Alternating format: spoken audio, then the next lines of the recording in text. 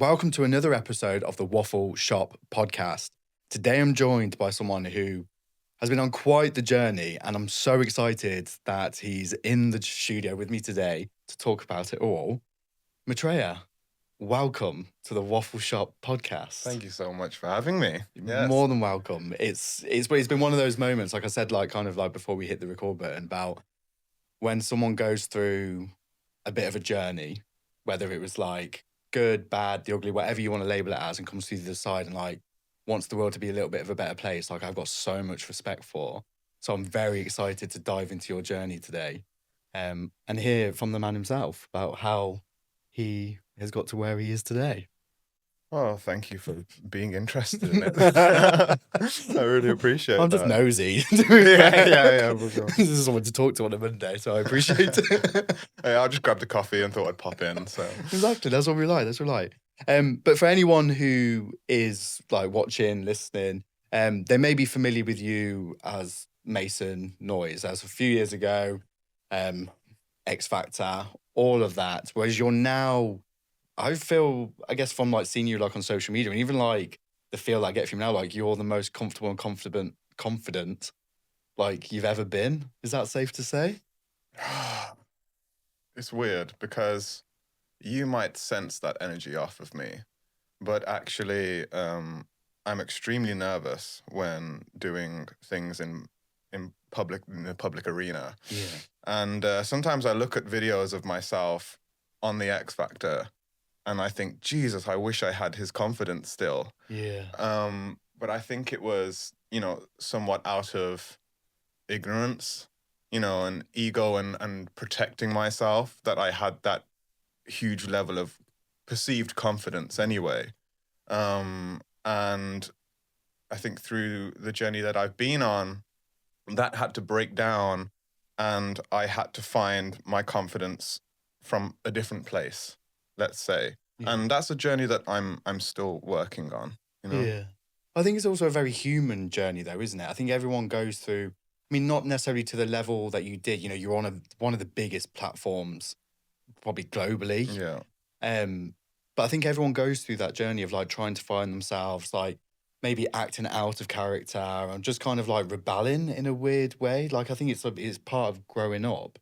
Yeah, I think so too. I always stood for sort of thinking outside the box, and yeah, I always had a sort of rebellious streak, and really, what I was doing when I was on the X Factor was standing up for the independent artist, and I felt like there was a lot of things on the show that undermined the independent artist and people who were really going there to take things seriously.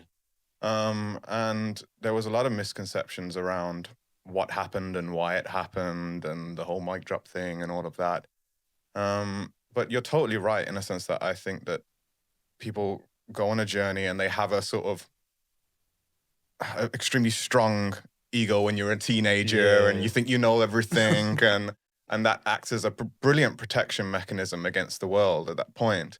And some people stay in that. I was going to say, some people calcify in that. Yeah, and they stay in that, or something happens to you which catalyzes the breakdown of that facade, and then the subsequent journey that you would go on in order to find your true self, or your, who you really are in that sense. Did you have like a good sense of like who you were before stepping onto like that stage? So I imagine it's quite like a process to get to that point. Like, you're a creative person. Yeah. To be honest, I always had an extremely fluid sense of identity. I never really had a strong sense of self. I think that the majority of sort of my emotions were ruled by the emotions of people around me. Yeah. So it was probably quite hard for me to catalyze a strong identity. And I was in acting school before I did the music. So when I was on X Factor, it was a chance for me to get into character, get into a role.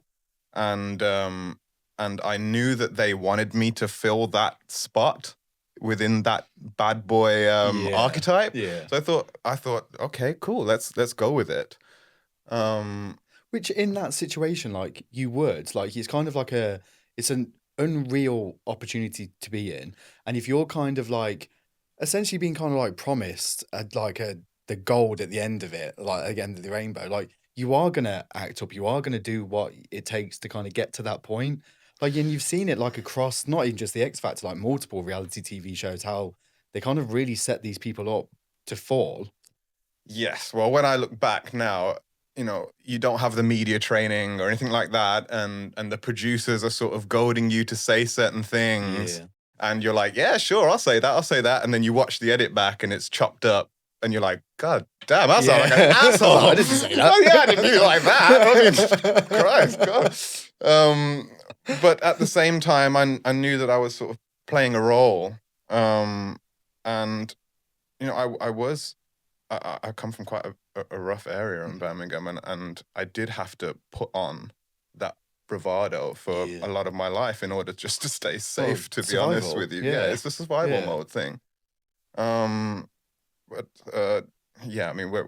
I mean, I'm missing your point. What No, it's good. It's good. But I kind of want to give a bit of context around it, because obviously for anyone who isn't aware of obviously journey, like I want to talk about, because I don't want to spend too much time on the X Factor. I think what comes after that is both heartbreaking and incredibly inspiring.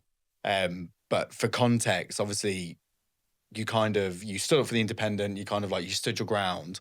But then what came after that was like no, I don't think anyone should have gone through like the way that you were kind of plastered across the papers. You were like, I mean, one of them was it like the most hated man in the UK or something? Something like that. Yeah, most hated boy in Britain or something. I remember going on holiday to try and get away from it all, and I got on the plane, and everybody was reading The Sun. I think it was The Sun, and there was a second page spread on me or something, and the woman next to me was reading the article about me, and you're sat next and I'm sitting there going, oh. So then someone in the plane stands up and clocks, and then everybody clocks it. So, okay. So then I go to the hotel, not knowing that this hotel was a sort of quintessentially British holiday destination in Spain. So I go, I think, oh, God, okay, finally we're out of it. Go to the pool, and the little shop that's by the pool is selling the paper. So I see the paper, and then I look around the pool. Everyone's reading the paper around the pool. Oh my God, I can't get away from this. And I think that was, there was a few moments like that where the bubble burst, and I was like, because when you're in that environment, you're in a little bubble. You don't realize the effect that you're having on the outer world. Course. So when you come out into the outer world, it could have been 3-4 in the morning. I could be in a petrol station on my own, and I'd have someone come up with me. Hey, Mason. Yeah. So, like you were saying, that's a hell of a lot of psychic energy from the nation, from the world, or whatever, to sort of be taking on when you don't necessarily understand those dynamics and what they can do to you, because you see time and time again how celebrities and artists and stars and whatever fall victim to, their own hype. Yeah. You believe your own hype to such an extent that you almost become a caricature of yourself. Yeah. And, I saw that process happening and how it happens. And it was extremely scary, pressurizing, and just all around intense, extremely intense. And there's no way of lethal cocktail of pressure, like expectation, like fear. Where was your head like with all of this, going from like, oh, okay, I really love doing this, I'm going to go and do it on one of the biggest platforms in the world, to then be met with that level of, I guess, negativity. Like, where did that take you? Because I imagine like that could have destroyed you if it didn't. Yeah, I think I don't want to put words into your mouth then, sorry. No, but I think I suppressed a hell of a lot of it so that it didn't do that. Because I look back now, and a lot of it is quite blurry. So I definitely think that I stuffed some of the emotions down from that in order to get through it. And I had to sort of process that later on down the Yeah. line. But yeah, it was difficult, but at the same time, it was beautiful, you know. Yeah. And I'm really grateful for everything and how it planned out. And now I look back, I see how it was supposed to happen, and it happened perfectly. Yeah. I'm a big believer in that. Like, I hate the fact that people have to almost like hit the bottom. They have to go through the pain. But then I sit quite often on the podcast and have conversations like this, and not that it makes it worth it, but it's hard not to have that level of appreciation for the hard times, the rock bottom, because without it, I don't think you kind of can appreciate the good in Yeah, the bad. they come hand in hand. And you know, when you're in it, you're too close to the elephant. You can't see. You don't have the context Yeah. for what's going on. And a lot of the time, that comes a lot later on after you've gone through it and the time has passed and you've gathered a bit of space around the emotions that you felt. Then you can sort of witness what happened to you in a more loving way. And when you witness something that's happened to you, which is quite traumatic in a loving way, you can ask a more empowering question around it, Yeah. which is, what did I learn from this? Yeah. What did it teach me? And then when you get those answers start to come through because you're in a more loving state, you can come out of the victim mentality that thing originally put you in. Yeah. And you can stand a bit more empowered in it, and you don't have to feel so ashamed or so guilty about it, because I felt that way for a very long time. I'd felt that I'd let people down. I'd let myself down, not necessarily because of what happened, but just in a sense of where it took my career and took Yeah. my life. And but yeah, I now, you know, I look back and it was extremely synchronistic, and Yeah. it was supposed to happen exactly how it happened. No, yeah, I love conversations like this. Like, Yeah. fair play to you for just keeping going.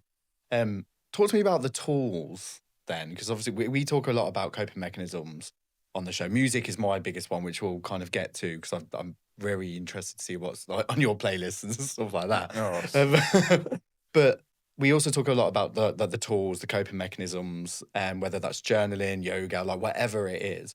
Like, how did you go from, I guess, being at that point to being able to appreciate it? Or what was in your kind of like toolkit? wow.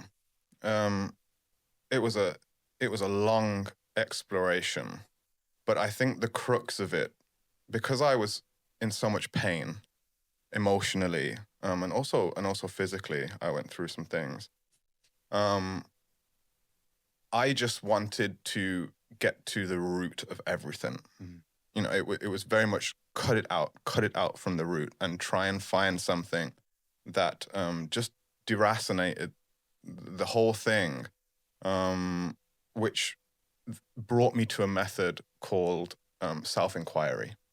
So this is a yogic method, and you basically, in meditation, start to disidentify yourself with your body, with your organs, with your arms, with your legs, with everything that's going on. And then finally, you disidentify with your thought process. You say, Okay. I'm not my thoughts. So you go through it and you go, I'm not my body. I'm not my organs. I'm not my appenditures of motion. I'm not all of these things. And then finally, when you get to the thought that's saying all of this, you say, well, I'm not that thought.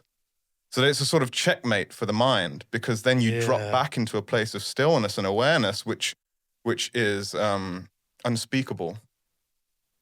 And you stay in that space. And then a thought will come in again.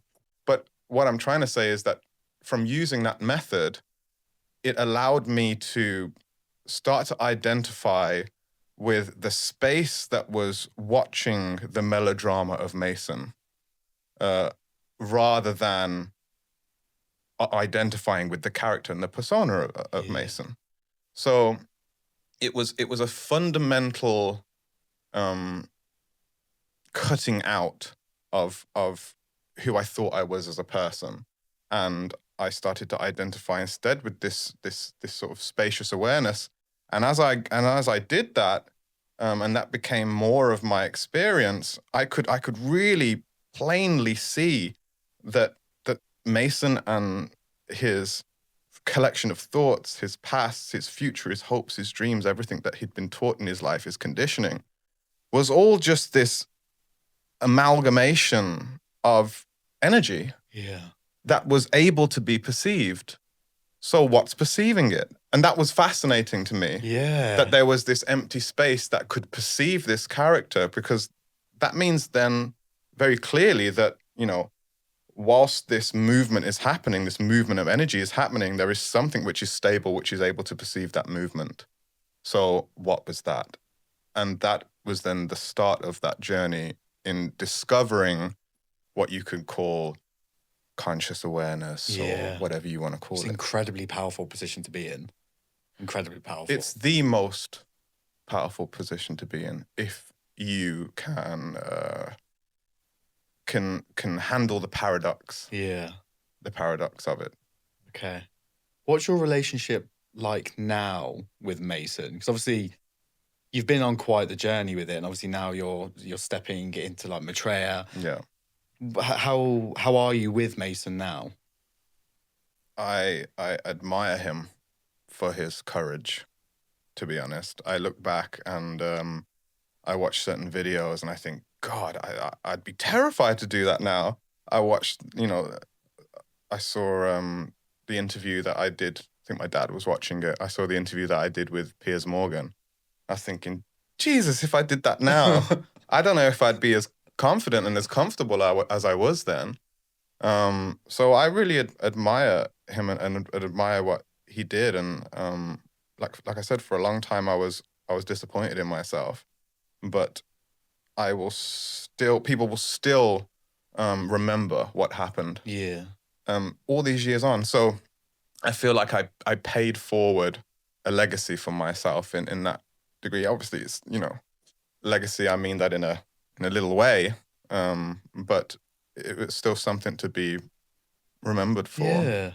Yeah. And I think what you've been able to turn it into as well, and is now becoming tools for other people's journeys. Like, I think it's remarkable, mate. Like, you can't say it's anything but inspiring, like, with this kind of journey. I find it really fascinating how you do refer to like Mason's like almost like past, like tense. Do you think that he could be like part of the future as well? Everything is happening simultaneously. There is no time in that sense. So Mason will always be a part of me. But again, even Matreya, it's a character. Mason is a character. When I leave this studio, it's a character. When someone waves at me across the street and I buy a coffee, I'm in character. But there is something deeper than that. Yeah. Which is at the soul level, which doesn't have a personality, which doesn't have a gender, which you can also identify with if you choose. Yeah. So Mason, Matreya, this life, everything that I'm doing is a part of this narrative, this storyline that I'm living out for this lifetime. Yeah. And it's compelling sometimes, and it's boring some other times, and it's hard and strenuous sometimes, and it's emotional sometimes. But at least there is a way that you can sit back and watch the show now rather than be caught up in the show. Yeah. A bit like The Truman Show, isn't it? Or something like this. Brilliant film. Yeah. So if I was to like kind of ask you, who are you? Like, what would your answer be? Just awareness. And I mean to say that in the least arrogant way or anything like that, because there is, of course, still a part of me which gets extremely attached to this experience, but it's just that now there's a bit of there's a thread there to a larger space that that can sort of anchor me at points when I do catch myself. Yeah. So it's just about having that tool now that you can catch yourself when you're lost in your own storyline, and you can sort of come up for air a little bit. But what you truly are is conscious awareness, pretending it's a person. I'm hanging on to every word you're saying. Like, I find it so fascinating, like how you can kind of get to this point of like, it's almost like contentment. Like, you must feel like, especially going through what you've been through, just to be like, this is who I am, this is what's going on, this is the way I feel, I'm aware about this. And it kind of gives you a lot of control over, whether it is destiny, whether it is, kind of like whatever you believe in. Do you feel like you are in like control of, I guess, what's coming next? No, I feel totally out of control, more out of control than ever. But that is the paradox. The paradox is that you keep surrendering control, and the fruits of your actions you keep giving over to that space of awareness. You keep giving it up. You keep giving it up, and you keep having faith that you don't necessarily need to have control from your small perspective. It doesn't do anything anyway. But there is a greater control embedded inside the universe that if you leave it alone, it will start to turn chaotic things in your life into things that are orderly. And it has a divine arranging principle where it arranges everything for you if you can leave it alone, if you don't interfere with it. The problem is always wanting to have control, always wanting to interfere, always thinking that you can make this work for me. That's the surrendering. And surrendering isn't something which is a passive thing. It's not just, I'm not going to do anything. Actually, it's extremely hard to surrender. Yeah. And it takes a lot of courage and spiritual energy in order to, at that point when you're really holding on, to let it go. That's harder than trying to hold on, I find. Has Matreya, or did Matreya form in through like your, would you call it spiritual journey? Like, yeah, definitely. Like, is that kind of like I mean, I'm only saying like from a character point of view, because obviously what you've said, but did Matreya kind of form in that kind of like healing and spiritual journey that you went on? It's a funny story because I was coming back into music and I was going to just call myself Mason or something like this and just drop the noise and see what happened. And then I looked on Spotify and there were tons of Masons now. And there was, there was a DJ Mason, and I actually messaged him. I said, would you mind if I use the name? He said, no, it's not a problem. But sometimes the Spotify algorithm can get confused and upload your music under wrong artists.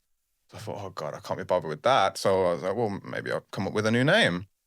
So it was hard for me because I thought I never imagined myself being called anything else.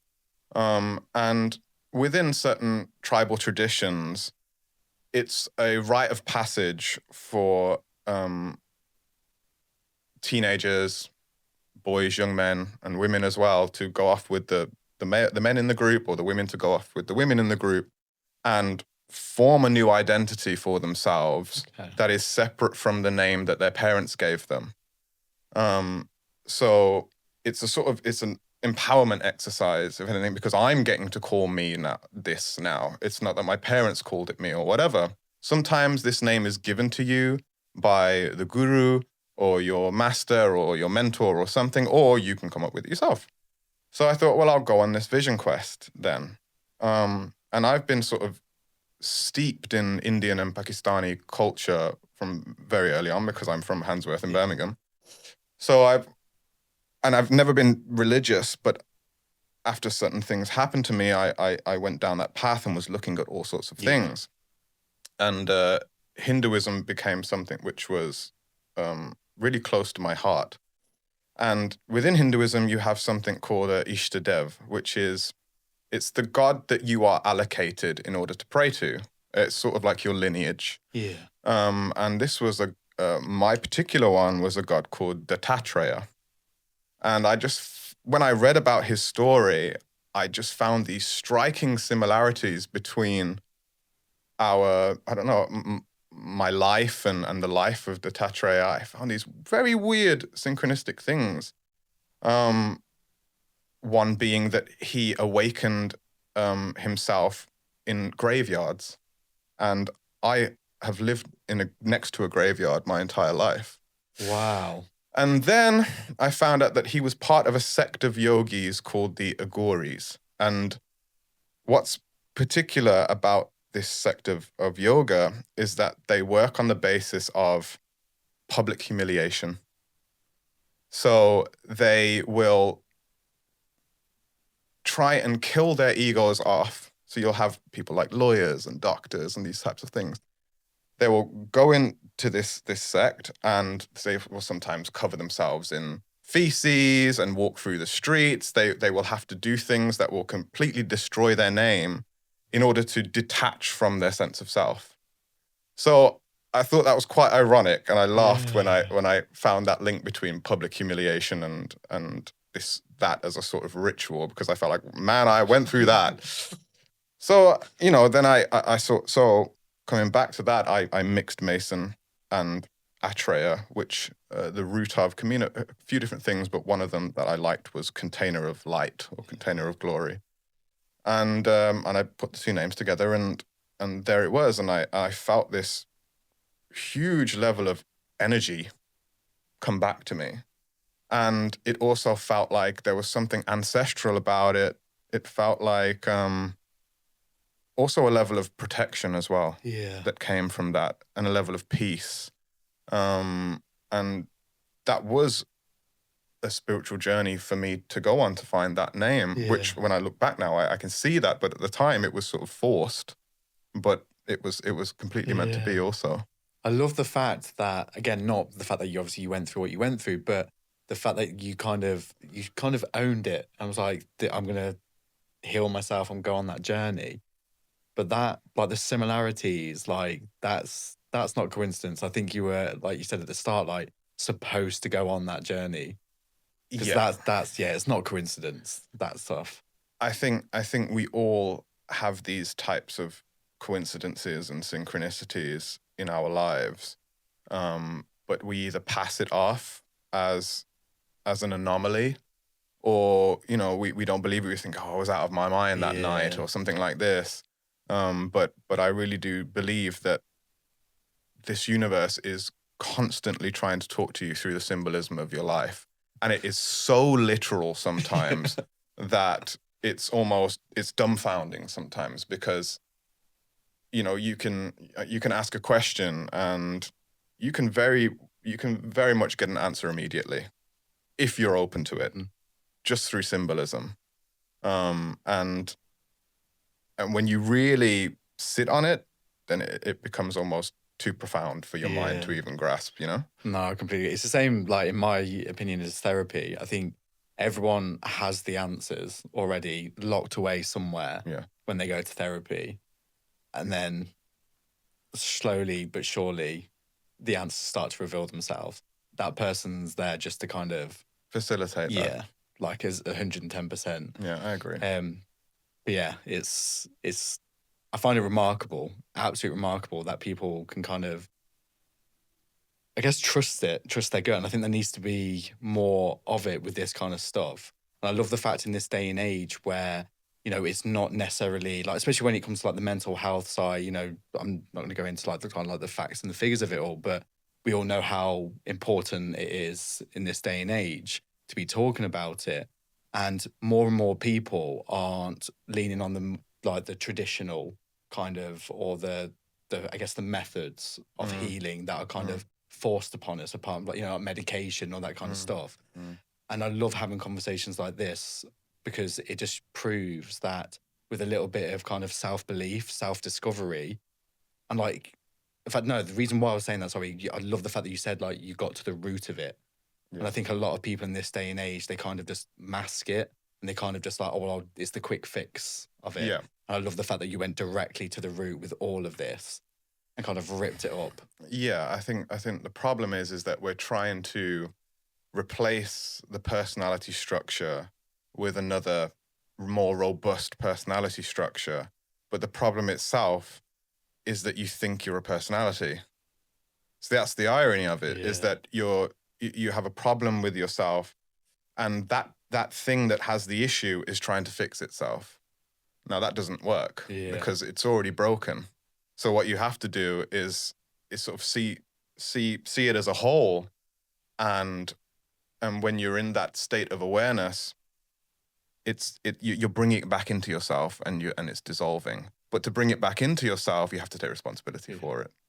So as you take responsibility for it, it merges back with the soul, and it dissipates, so that finally the ego and the soul can align, so that you're aligned in your soul purpose, but yet you're still in the world and you're presenting as a person. You don't necessarily identify as a person, but this is the difference between being a personality and being an individual. Imagine it's such a difficult conversation to have with yourself, but like, what was like the perception, like, I guess, like from friends and family, you know, stepping away from kind of like Mason into Matreya? Was it met with any form of like, I don't want to say rejection, but like, was it a bit of a shock to the system for a lot of people? I think my family have always been extremely supportive. Right. So that was never an issue. But I think from the outside world, it was difficult to me because I just went back and did a normal job. So I would have people say, "Oh my God, what happened to you? Like, you were so cool. You were so, what do you mean? What are you doing here? Like, what's going on?" I'd be like, "Yeah, well, you know, it just, yeah, well, I know it didn't work out, and I'm here now, and this and that." And I was very comfortable coming out of that space and going into the healing space, because that's a very fluffy, lovey-dovey kind of space, and it allows you to be in the cotton wool for a bit and to recover and to heal, and you can get kind of caught in that space. And I was actually really scared to come back into the music space, because that was the place which was going to cause the most growth for me. Yeah.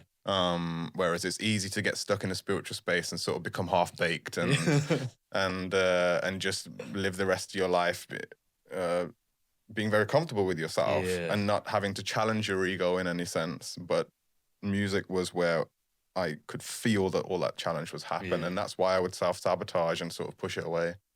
Okay, that's interesting. Yeah.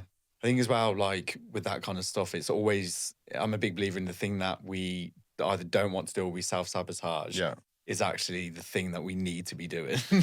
Yeah, that's how you know. With the music, so obviously one of my questions was going to be like, was there a time when you felt like you weren't going to go back into music? But I think from the I didn't. You were being pulled back to it. Yeah, I was being pulled back into it, but I didn't want to. I got pulled kicking and screaming for sure.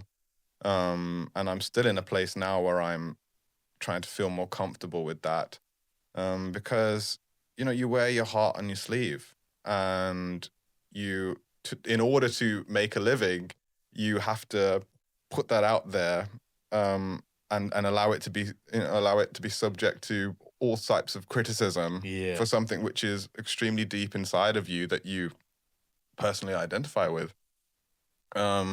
So I thought about that for a while, and I just had a message in my head that was like, you gotta have thicker skin, mate. Yeah. And I developed pretty thick skin from going through this, but I think the thick skin can come across on the outside, but inside there is still a child in me that's like, please just like me. Just make this easy for me. Like, just give me a break, But that's natural. And now I allow myself to feel those emotions, but I'm watching it from a different space. Yeah. Talk to me about Eagles. Yeah. Which is a song. Yeah. I probably should have said that before. I love the bird. It's great. Because it feels very like transformative. It's like it takes you out of your head. Like when I've like listened to that, how does it feel? Like the writing process, like how, like getting back into it. Because obviously the transition from like what people would especially expect from like Mason Noy to where you are with Matreya, like sonically, are kind of like polar opposites. Like, how did that transition like come to life? Well, like I said before, I didn't want to come back into music. And then I never had the experience of being the person who just loved to sing. And I just love to sing. I love singing in the shower, and you get a lot of the people that go on those competitions and they say that, and their family love to hear them sing, and they just love to sing. That was never the case for me. It was extremely anxiety inducing. Do you know what I mean? And I always felt a bit like a performing monkey from sort of very little, because I think I was natural in those sort of performing areas, and really as a child, it was just like, oh, this is a way for people to like me. Yeah. But I never really tuned into that aspect of myself. So when I dropped it all, I really needed to look at music from a different perspective in order to enjoy it even and go back into it. So I had to find a different place to sing from, because singing for an audience just made me extremely anxious. And I remember watching an artist called Nusrat Fateh Ali Khan, and he's a Pakistani Qawwali singer. And he would sing for 3 hours straight, and I think he had as big a vocal range as Mariah Carey. Yeah. So he was stunning. 3 hours straight. For 3 hours straight, sometimes 4 hours, and every song that he recorded, he would record slightly differently, because he said the spirit come through me in different ways each time. So when I looked at him and I saw him singing, he wasn't singing for the crowd. He was singing for something different. Yeah. He was singing for God. And I was like, okay, there's something different to sing for now. There's someone different. Let me try this. So as I started to sing for whatever put me here, I had a bit more flexibility around that. And with Eagles, I knew that I just needed some music and I needed to put it out fast. So for me, the writing process and the production process, I go in and I'm trying to get something out of my mind as quick as possible before I forget it. Okay. So I just kind of remember hearing the sort of first line, and I think I was just playing with certain tribal rhythms and things, and then I just heard this first line, and for me, I only need to kind of catch onto the first line. Yeah. And the rest just kind of goes. So I'm never like, people always, I think people really want, like, they really want a deep, meaningful like way of, how did you write this? And you really, well, I did this brainstorm. Verbal diary. And I had a Venn diagram, and I was linking these. I'm a genius. I was linking these ideas, but no, honestly, it's more like, go into the toilet to throw up, and then just kind of, I mean, sometimes now I respect the honesty. Yeah, but I listen to music now. I listen to some music now, or I listen to Eagles and I listen to it back. And it has layers for me, and it tells me a different story each time. Yeah. And I genuinely, not to say this to come across as fake humble or something, but I genuinely do feel that when you're writing as a creative or as a singer or a songwriter, whatever, that you're just opened up in that moment to allow something to come through. The song already exists, and you are just allowing yourself to show up. Yeah. So that thing can choose you and then transmit through you as accurately as you can sort of transcribe it. If you look at like Bach or Mozart, they were decoding things that they'd already heard, and they tried to decode them as perfectly as they could. But these things already exist in a certain ether, So I think I just showed up in that moment for some certain songs to come through me. I think I wrote about like 4 at that point when I was writing that. And yeah, I'm not really too conscious of that process. Yeah. It feels like you kind of just go into a zone and you're not really thinking. And then it comes out. It all feels very natural. Like everything that you're kind of like speaking about, as much as they're kind of like not necessarily natural scenarios that you've been in. But like it all sounds like there's just been this flow from a very early like age with you, that whether it's good, bad, like it's gone in a certain direction. Yeah. Like, and I feel like even the way that you just kind of explained like your music process just feels like it's a very, almost like out of my hands. Yeah. Like it's just flowing. Yeah, my whole life has pretty much felt that way. My whole life has felt like this river has been taking me somewhere.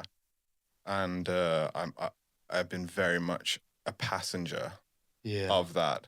And I sort of, when I look back to school and all of these types of things, I can put myself in my body and I can feel that sense of awareness and space, and a very visceral sense that I'm a person. Yeah. I've always had that, this very visceral, how would I say? I don't know. Sometimes it just feels like weird, like I'm a human, like I'm on this human planet. Like it becomes very vivid, you know. And I've had that my entire life, but it was very confusing for me when I was a kid. I'd be extremely scared sometimes to even go to sleep. The darkness when I close my eyes would be so vast that I would think, is this what it's like when you die? Do you just go into this blank void of huge, like, nothingness? Is this what? And it would scare the hell out of me.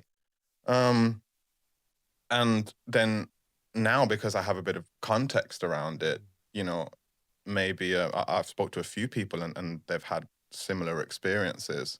If I, look at the astrological chart or something like that, and we have similar alignments, then they've said to me before, I had exactly the same experience when I was a child. So it's almost like they stopped. I think in this day and age, everyone is fighting for whatever reason, and this kind of stuff, by the sounds of it, like you just you surrendered to it, and just like what will be kind of like will be, and it's led you to this incredibly beautiful, peace. Once you get an overview of what's actually going on, if it's just a tiny little smidgen of it, it's so big that it blows your mind that you can't reduce back to the size that you were before. Yeah. Once your awareness expands, it doesn't go back. It stays there, and it calls your personality and all your wounds along with it in order to expand with it. And yeah, I think that process just keeps happening infinitely for you. Talk to me about the new single. Yes. 11th of July. Yes. So what's it called? What can people expect? It's called I Saw the Light. And it's still got that tribal feel. It's more upbeat than Eagle. So you started nodding like I could hear it then. Yeah. There's literally no music playing. We're listening to it in the ether. So it's got a bit more, and it's interesting because, again, when I was writing it, I didn't necessarily understand the depth of the lyrics or anything like that until I had it mirrored back to me, and someone said, "Hey, this is a song about a hell of a journey with depression and anxiety." I was like, "Really? Okay." So I kind of read it back, and I was like, "Oh, okay, that is quite provocative." And I thought, well, because that's something that I have ups and downs with. Yeah.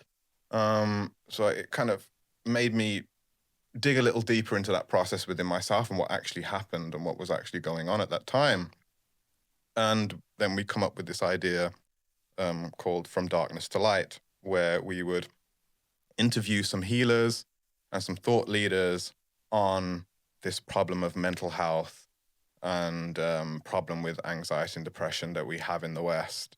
And I thought it would be nice to just have at least give my contribution to sort of unpack that with some incredible healers, and try and get to some deeper root causes of these things, and just run it alongside with the single. Yeah. So it was I definitely, hats off to you for doing this process, because it is a lot, isn't it? Like, I appreciate that. You're the first person in 5 years to come on and be like, Joe, fair play.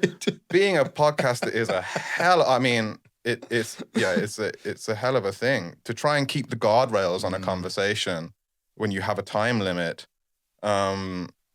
Is extremely tough, and you definitely have to be a great listener and to be able to sort of pick apart what somebody's saying and then come up with the next question. And so I have a tremendous amount of respect. I don't even know why I have these notes, because I literally I have them just in case I need to look down. But it literally is 9 times out of 10. I'm literally You have to throw the book listening. out. I don't even need it. Yeah. I think just to keep my hands still. I had the same thing. I had a whole load of questions lined up for some of the guests. Immediately as it started, I was like. But to be fair though, I am going to use the notes for this though, because this is why I find it so fascinating. How I really respect it in terms of like, I guess the people that you have interviewed, because they are from all walks of life. Like you've got like the founder of Forest Yoga and Medicine, Anna Forrest. Forgive me if I say these names wrong. It's probably really ignorant of me. Like Jose Calarco, Aboriginal medicine man and ceremonial leader. Like, how did you even find these people to talk to? Like, it blows my mind. Like some of these people, like the head monk of the United Kingdom. Yes. Like, obviously, and I guess unless you're in that world, you don't know. But like, I imagine the stories and like the value that these people have, like that, their voices need to be heard on a much larger scale. Yeah, 100%. I was just as surprised when they said, "Yeah, we'll speak to him, no problem." I thought, okay, great, wow, and it was definitely being thrown in the deep end, speaking to them, because there was just a terrifying amount of wisdom, that came from them, and. I have this issue with the term mental health and how we sort of address it, because that's exactly the thing. It just never feels like it's actually addressed. Yeah. And of course, there are incredible people doing incredible work where they are trying to unpack this, but I guess it's just trying to get past that buzzword into something which is more tangible. And the problem that I have with mental health is that it's not only mental. We know that the mind is inextricably linked with the body. They come as one. And the body, we need to take care of things like our diet. Yeah. So just saying mental health doesn't quite summarize it in the right way for you to get a hold of it and then to actually attack it and address it and to be done with it. Plus, there are hella rewards in our society for being on the healing journey, but actually the ones who are healed are a lot of the time the ones that are victim to the witch hunts and the ones that sort of have these, I don't know, it's this public hate or something like this, and you don't actually get more rewards for being unhealed than you do healed. Yeah. So you're kind of encouraged to be in that state. So you have to really get sick of yourself in order to want to. I'm going to say something change. that I don't actually think I've ever said on the podcast before, but what you've just said is near enough the reason why the podcast very nearly came to an end. Because I'm not saying like I'm healed in the slightest. Like I still struggle with my anxiety. There are days when I need to really give myself a pep talk to kind of like get up and like just kind of like seize the day. But it was. And this is really bizarre for a mental health kind of podcaster to be saying this, but like I was just sick of talking about it. I was sick of listening to it. Yeah. And it got to a stage I was like, it's very good talking about it. Like I'd dread to think where I'd be if I didn't start talking about it. But this is why I'm so keen on asking about the tools, the toolkit, the coping mechanisms, because that to me is far more valuable than just talking about it. Yeah. Like it's the action. Like what are you physically doing, whether it's your diet, whether it's, journaling, getting the thoughts out of your head, that to me is far more powerful than talking about it. And being in this space, I mean, I'm probably going to get a bit of a shit for this, but it was just like, well, who you see on these kind of like podcasts, like who can I bring in? Who can I make cry? Clip it up for social media. And that's mental health. Yeah. It's like, well, it's not, because that clip is going to live on for quite a while. Someone might be seeing that. They might get a bit hurt by it. Like, give them the tools. Give them, like, the tangibles. Give them, like, the advice. Like, this may not work for you, but this might. Like, give it a go. And, yeah, so I actually champion what you said. Like, talking about it is incredible, but it's the physical, it's like the other parts. Like, get to the root of the course, whether it's therapy, yoga, spirituality, whatever it is. Find your thing and kind of lean on it. Yes, I agree. And that's why we picked this sort of a wide range of people to speak to. We have some doctors on there to sort of attack it from a Western medical standpoint, and we talk about the gut, we talk about inflammation, we talk about cellular processes, and then we sort of go through into the yoga and the ceremonial aspects and ritual and what that can do, and we also talk about it, like you said, from the Buddhist perspective, where we develop community and compassion and getting rid of these false concepts that we have about who we are and the sort of feeling of permanence that we have in who we are. There is a Buddhist concept called impermanence, and it's in meditation, seeing that everything has an impermanent nature, and it's an extremely liberating place to be in, because you are watching everything in life go by very subtly, but again, it comes back to the realization that there is something which is stable, which is able to watch something which is unstable. And that's why within this realm of mental health, we're still playing in the same psychodynamic realm. Like I said, we're trying to fix problems with problems rather than finding a higher vantage point to see that from, which is neither good or bad or lost in the personality or the happiness or the sadness, because they're two of the same. Yeah. You can't have sadness without happiness. Darkness, light. Exactly. But there is something that perceives both polarities that is always in peace and always content. So once you get out of the, needing the thrill of happiness, then you can fall back into a deeper space, and that's where joy comes from. And to me, joy has a different quality to happiness. Happiness requires you to do things in order to sustain it, whereas joy can come out of moments of extreme pain. It was funny because I was at a funeral not too long ago, and I noticed that people were meeting people that they hadn't seen for years, and they were laughing and they were catching up, and somebody said, I feel bad that I feel joyful right now. But I said, don't feel bad, because you have the reminder right in front of you of why you need to enjoy everybody's company, because you're not going to be here for long. Soon you'll be coming along in that hearse. So don't feel bad for enjoying this moment. These moments are supposed to be, that's the bittersweetness of funerals. There is that thing where you get to see people that you haven't seen for years, and you feel a tremendous amount of joy, but also a tremendous amount of pain.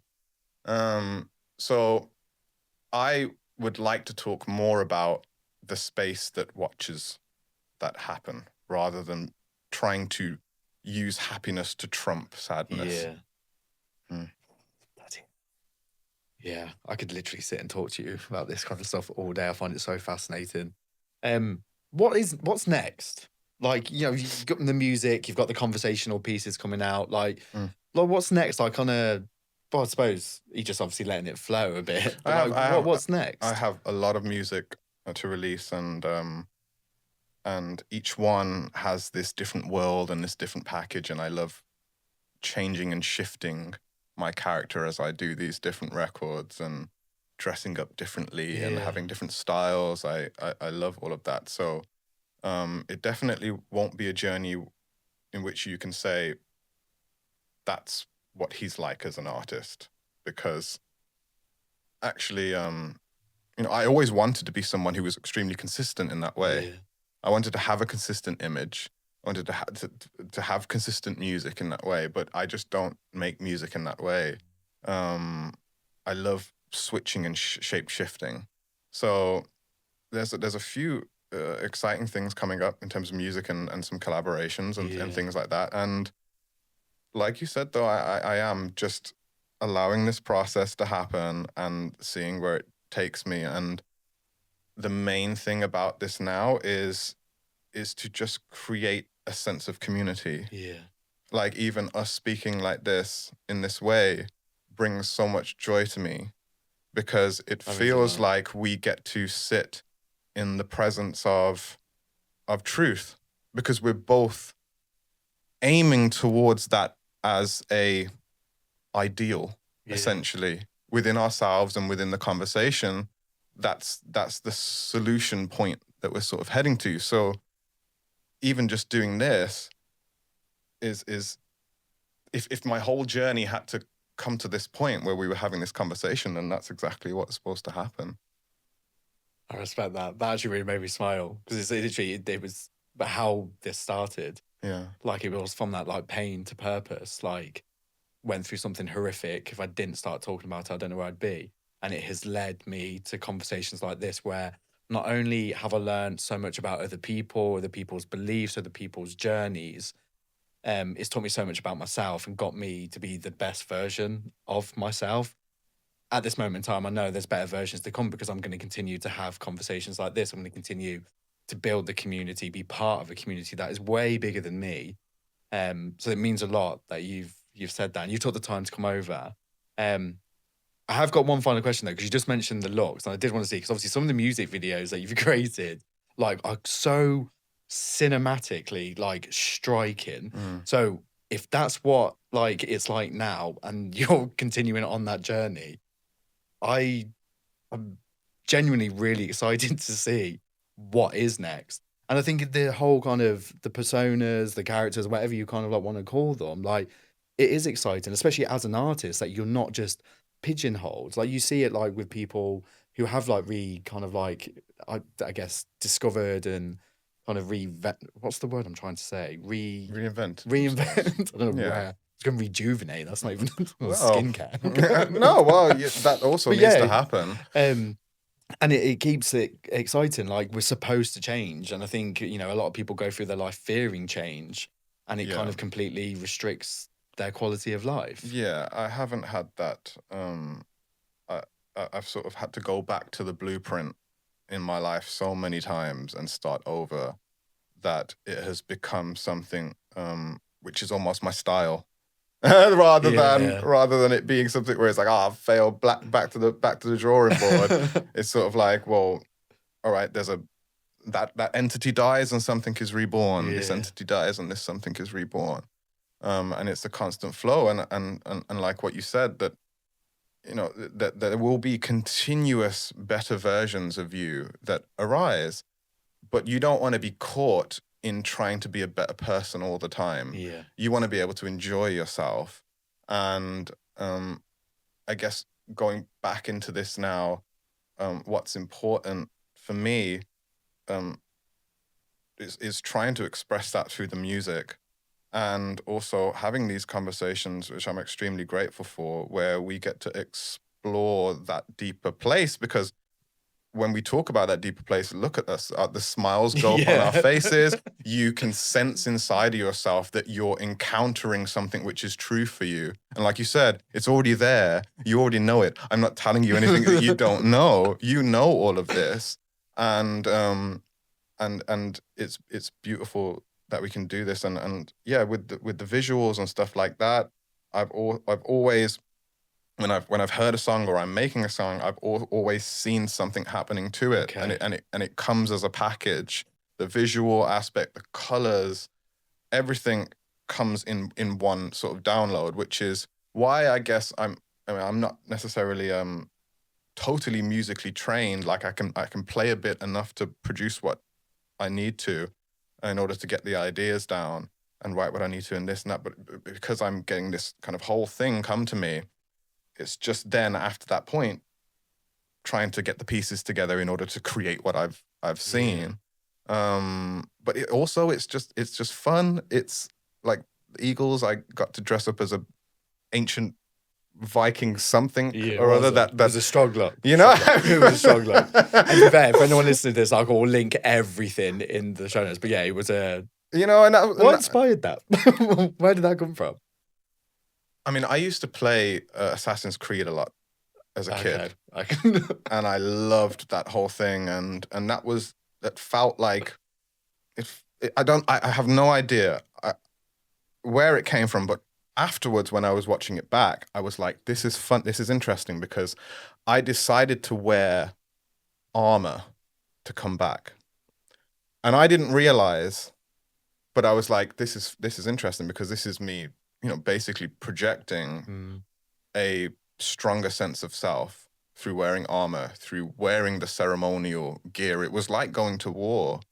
it felt like that for me, because I was put in that place back when I was doing the X Factor and stuff like this, and everything became very. It's almost like a trauma response as well, though, isn't it? 100%. And you're in a position now, like, you know how like it ended the first time. So it's like, if anything, again, when it comes to like the mental health, like you learned from it, and then you went forward, and you protected yourself. Yeah, and I think everything happens in these spirals. Everything happens either in upward spirals or downward spirals. You're either, you're reliving certain things that have happened to you, and you're either reliving them on higher octaves or you're reliving them on lower octaves. So a lot of this stuff feels extremely familiar to when I first came into the industry. And I'm watching things happen again and things repeat. But this time I'm able to, choose my responses more consciously than I did last time. And yeah, it's nice to be able to witness it in that way. Yeah. Honestly, I'm in awe of like your journey and kind of where you are now. I think I said one final question and I asked you about 3 more. But I do have one final question for you. Will you come back on once this music starts rolling out? Sorry, that was a big question. I've got no pressure, like you're on camera. Just because I feel like there's a lot of synergy, I feel, with your kind of like your journey. And I genuinely find it really fascinating how you are stepping forwards, like as yourself or, whoever kind of like, you want to be or who is kind of coming through you. I'll be very intrigued to see like where you are like in a few months. If I'd love to come back. Because I think there's a song that I'm kind of aware of. I'm not going to say anything now, but there is a song that I think you are working on at the moment that I am like really interested in. Okay. So I would love for you to come back and have a little bit of a waffle with me about it. Totally.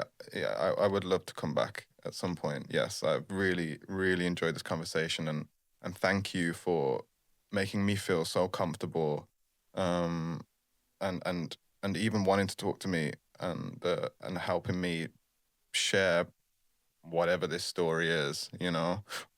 It's a powerful one. I also brought this for you.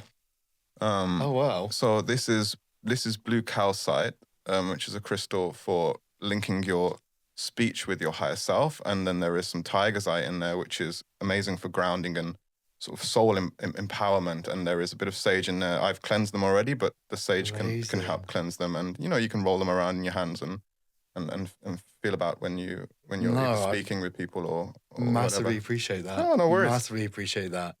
We have the studio sage quite often. Yes. It's beautiful. Yeah, we have it really quite often because it can get quite heavy in here. Yeah. And we have a lot of people who come in here from all walks of life, and you do pick up on energies. And yeah, so it's been saged quite a lot. The hell out of this place. That's when I go as well. Surprised there's any curtains left. But no, that means an awful lot. That'd be silly, so thank you so much. Yes, thank you. That nearly got me then. Nearly got me. No, mate, thank you. Honestly, thank you. Oh, thank you.